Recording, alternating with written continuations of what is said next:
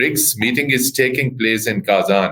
So with compared to the past meeting, how significant this particular meeting is and what's its agenda? BRICS is not exactly an international organization. It has no formal charter. It has no formal headquarters. It has no secretary general. BRICS is a kind of club or forum. The main goal of BRICS today is to reorganize the world order on the multipolar principles. Do you think that this BRICS in the years to come will be able to be an alternative forum than this G7, which is led by the top Western countries? I do not mean that BRICS plans to compete with the NATO, but with G7, yes. It is definitely is competing already today. And one of the economic macro projects of BRICS is a de-dollarization of the world economy, an attempt to create... How much hopeful you are that Pakistan will be given full membership in BRICS? And when it is given a full membership in BRICS, what would be Pakistan's role? I'm pretty sure that Russian relations with Pakistan would improve even better. How you see the future of growing Pakistan-Russia relations? Pakistan is more and more important with years when your role in the world is growing and when the voice of Pakistan is more and more heard in the international organization.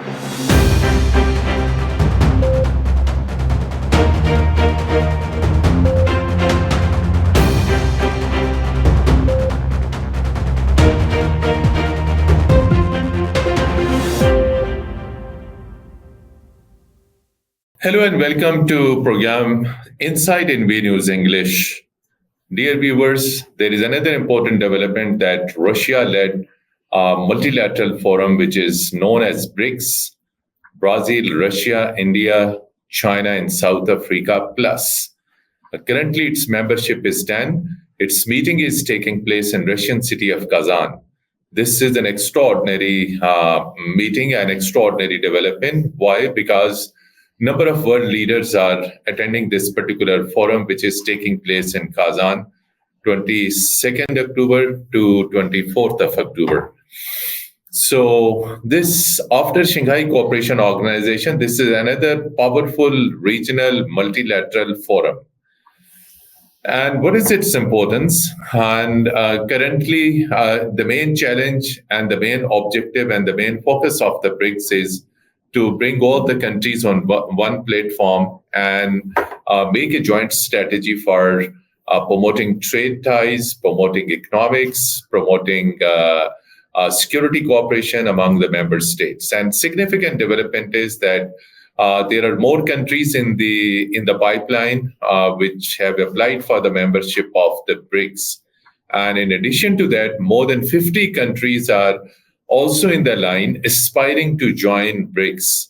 What is the future of BRICS? Whether it will compete with the world order led by United States of America and all related development, we are very happy and fortunate to have with us this evening a special guest from Russian capital Moscow, Professor Alexander Nikitin, who is Professor of International Relations in Moscow State Institute of International Relations. Professor Alexander, very warm welcome in the program Insight in News English. As you know that this BRICS meeting is taking place in Kazan. So with compared to the past meeting, how significant this particular meeting is and what's its agenda?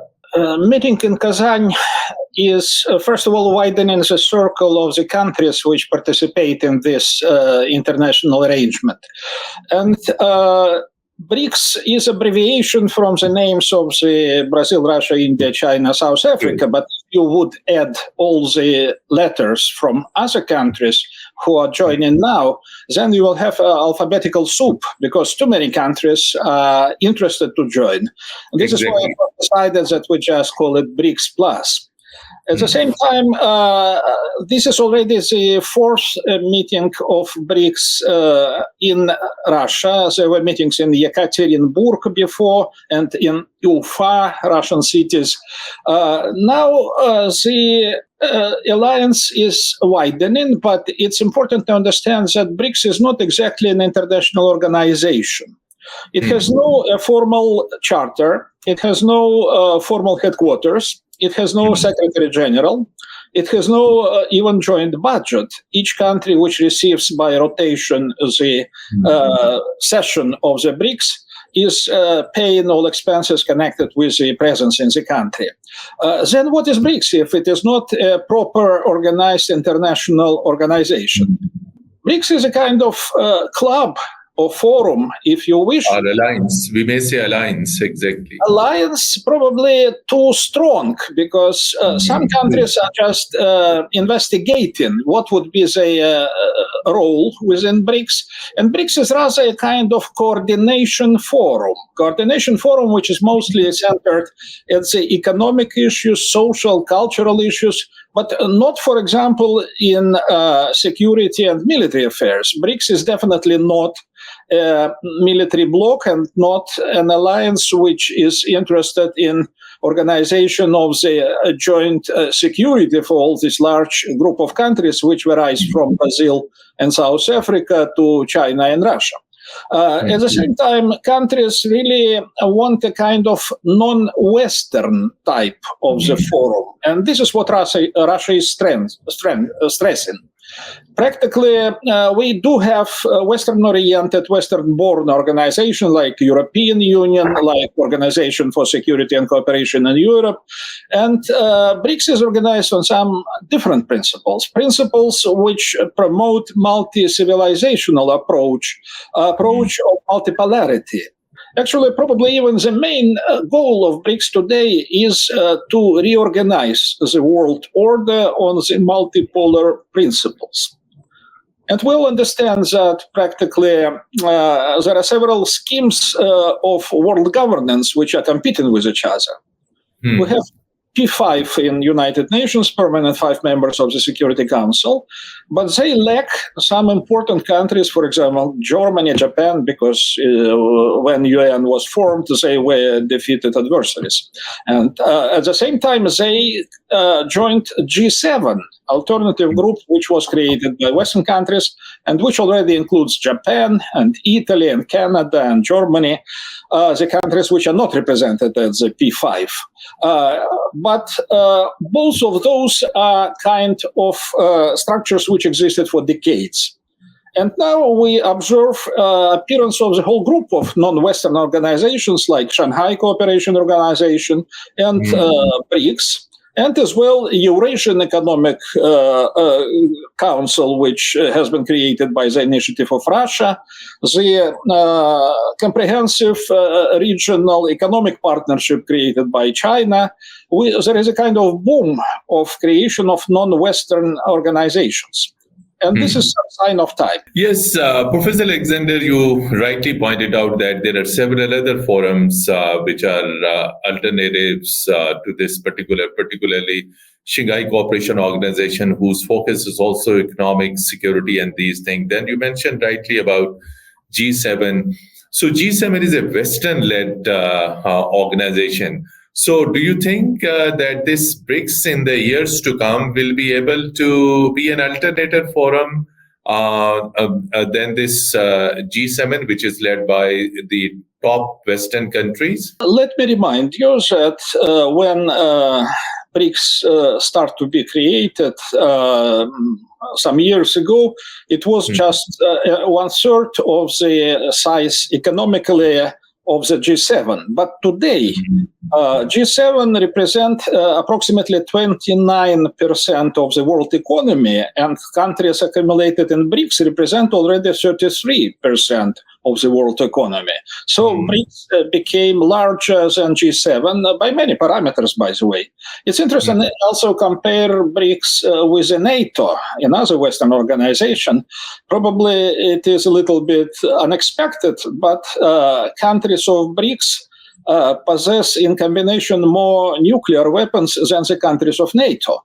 And the collective counting of the military personnel in BRICS countries is also about 10 million, while only 6 million are in the armies of the NATO.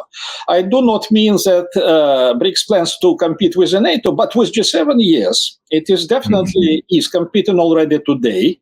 And one of the economic macro projects of BRICS is a de-dollarization of the world economy, an attempt to create alternative De-dollarization. Very good. Please continue. De-dollarization and attempt to create the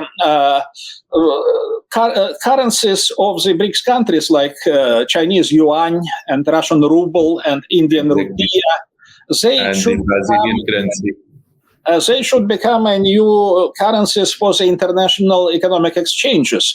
Definitely, it would take maybe decades before the new type of financial economic system would be introduced by BRICS.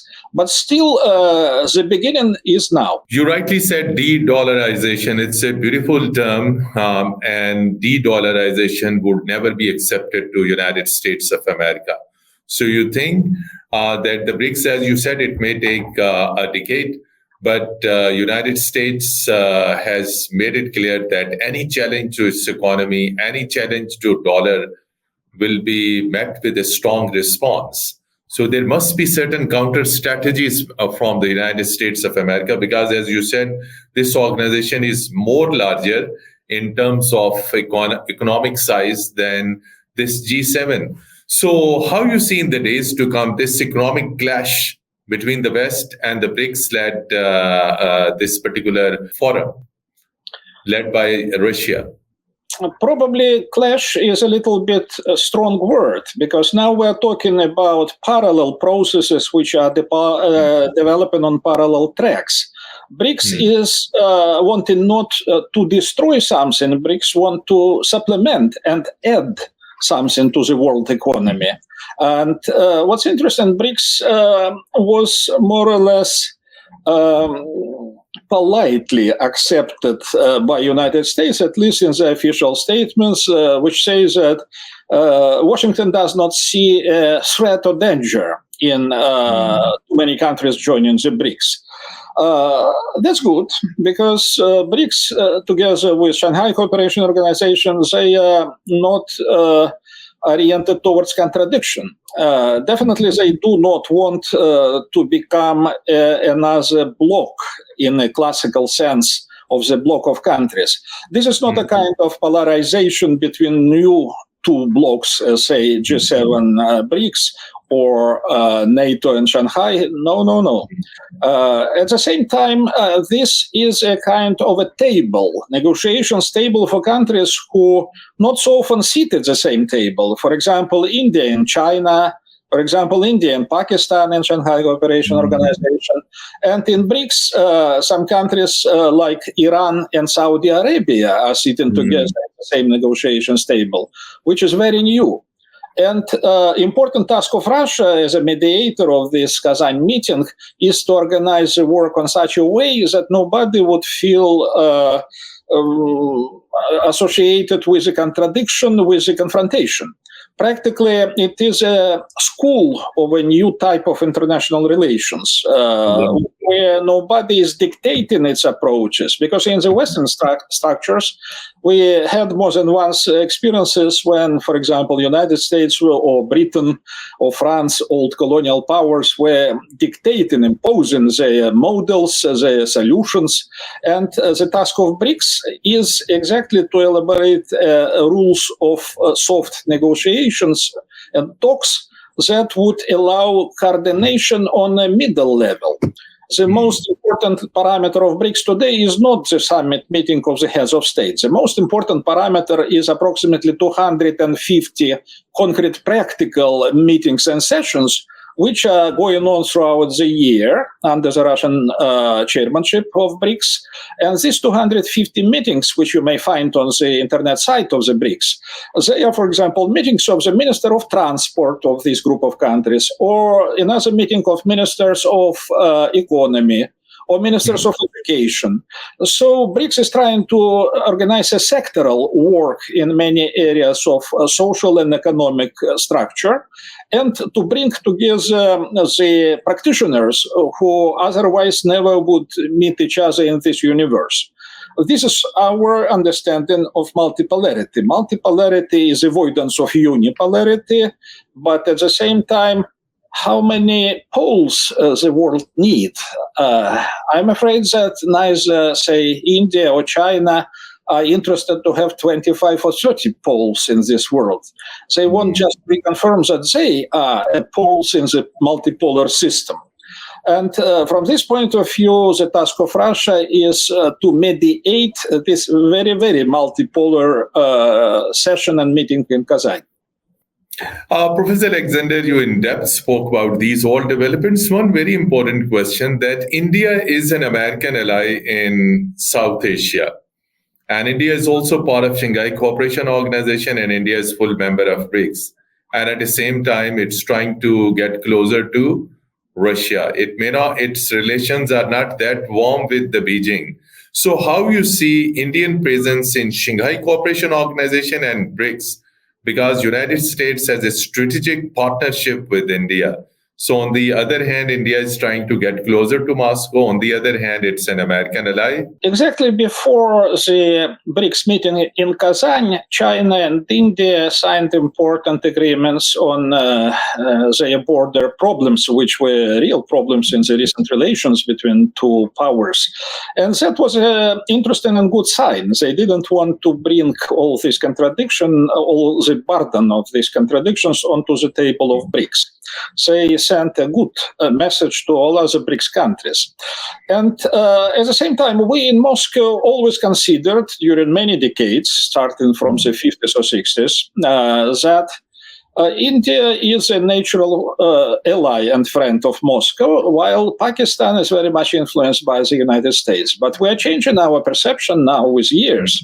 We see that within India there are different elites, and some of them are reorienting the political and economic and military orientation towards Washington, while Pakistan is sending interesting signals about cooperation with Russia on different tracks.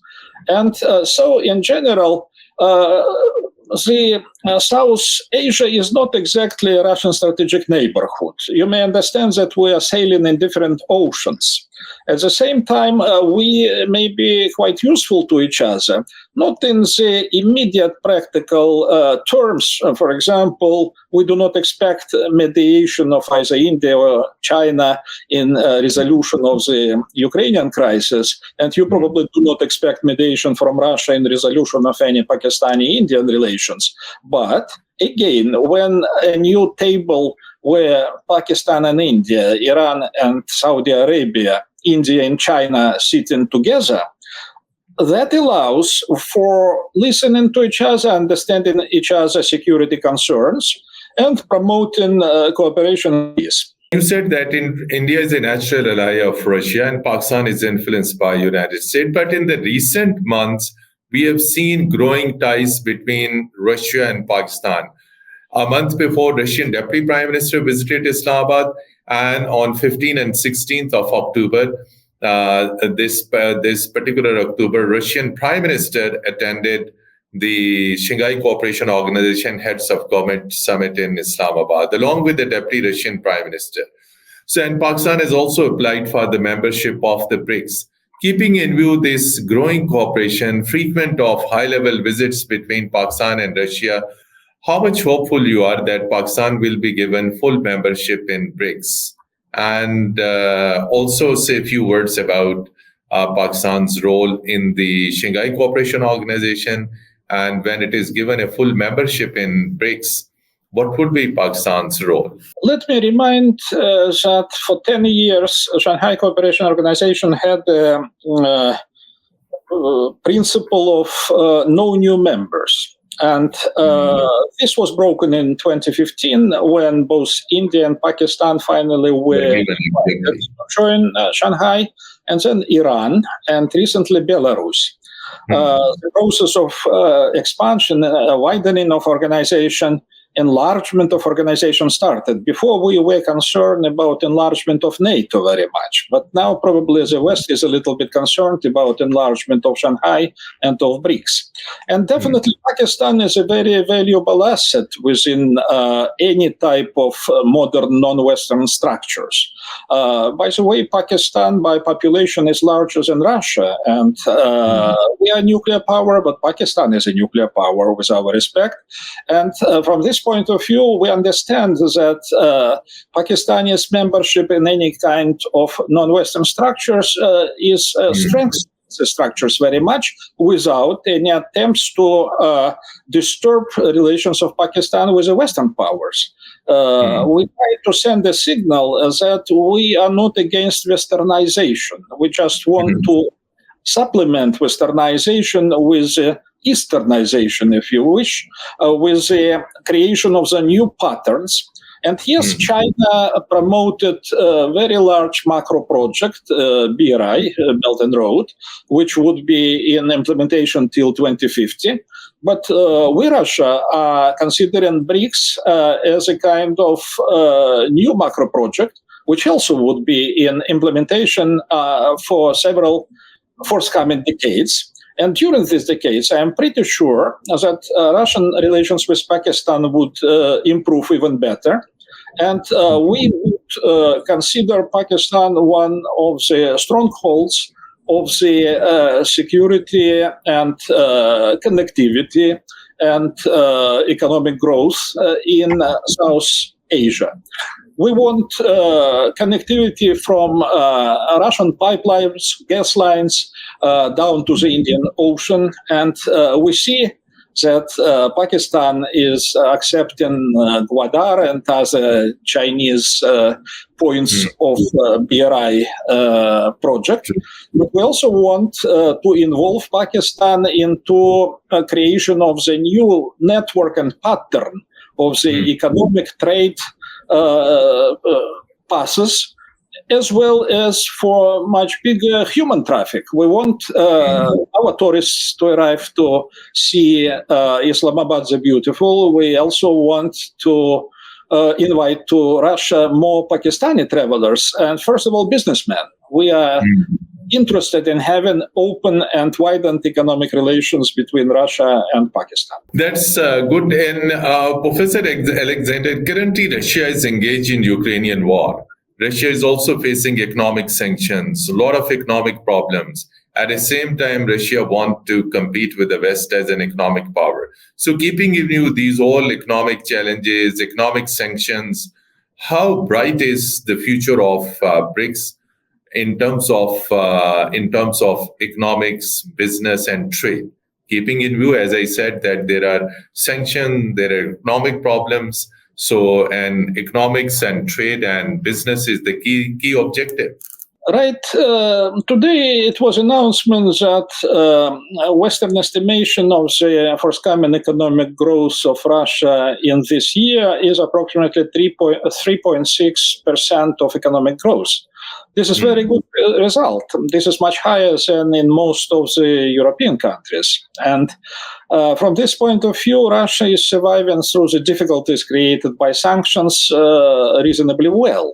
I wouldn't say that we are interested in sanctions. Definitely not. We're interested in removing sanctions. But at the same time, alternative paths and chains of supply are created, and some of them involve India, some of them involve Pakistan, Iran, China. Russia practically quite successfully created the new economic patterns, which are already very much sustainable. They are oriented toward internal stability and towards the new partners. And there were expectations in the West that after beginning of the special military operation, Russia would be isolated on the international arena. But after 2-3 years, we see that more than 30 countries are arriving to Russia on the level of heads of states. A lot of international connections are developing. And BRICS and Shanghai Cooperation Organization are kind of the steps this way on the way towards the new, more multipolar patterns of the modern world in economy, in finances, in cultural and social relations. So finally, we are close to the program. What is the way forward in terms of economic cooperation, in terms of security cooperation among the members of the BRICS? You have spoken about economy. Say a few words about this security challenge. Security challenge is also very grave. Russia is also confronted with the menace of terrorism. Likewise, Pakistan. Likewise, region. There is Afghanistan, where terrorist hubs are there, which are posing threat not only to Pakistan but also to the region. So, how under the platform of BRICS, the member countries led by Russia will be able to cope with the challenge of security and counter-terrorism? That's not an easy question because we all have different types of security problems. We are not in one security space. The African issues which disturb South Africa, the Latin American issues which disturb Brazil, the Indian-Pakistani contradictions, the Indian-Chinese relations, all these are different types of security patterns. And we do not expect BRICS miraculously to resolve them all. More than that, as I stressed in my earlier statements, BRICS is not intended to be a security arrangement for the world. BRICS is consciously more oriented towards economic, social, cultural issues, educational programs. But at the same time, within BRICS, we do have interaction between ministries of internal affairs of each country, between police structures, between procurators' offices of different countries. We exchange experiences. I do not expect to have joint military exercises of BRICS, though in Shanghai we do have the anti-terrorist exercises, especially between China and Russia. But at the same time, security is based upon political trust and upon economic interconnection. From this point of view, we are building through BRICS that exactly political trust and that exactly economic interconnectivity, which are the basements for the future security stabilization. Last only, how you see the future of growing Pakistan-Russia relations? Well, first of all, we need to enlarge and improve the structure of our trade, not only diminishing it to existing items and especially avoiding the classical pattern when Russia provides oil and gas and some other countries provide the consumer goods. We want modern technology to be involved. We want cooperation with Pakistan in such areas as, for example, space exploration. You remember that some of the BRICS countries, they sent their astronauts to the orbit with the assistance of Russian spacecraft ships.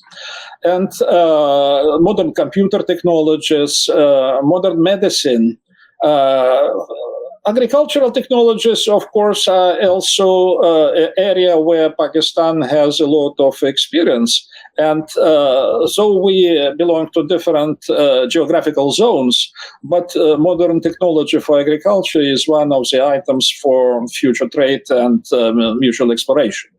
But in general, let me stress this again, we might be interested at the beginning simply at the strengthening the inter-ministerial cooperation. We need to create many regular patterns of meetings between our ministers, deputy ministers, between our engineers, and, by the way, to bring more Pakistani students to the Russian universities and to bring some Russian universities to your country.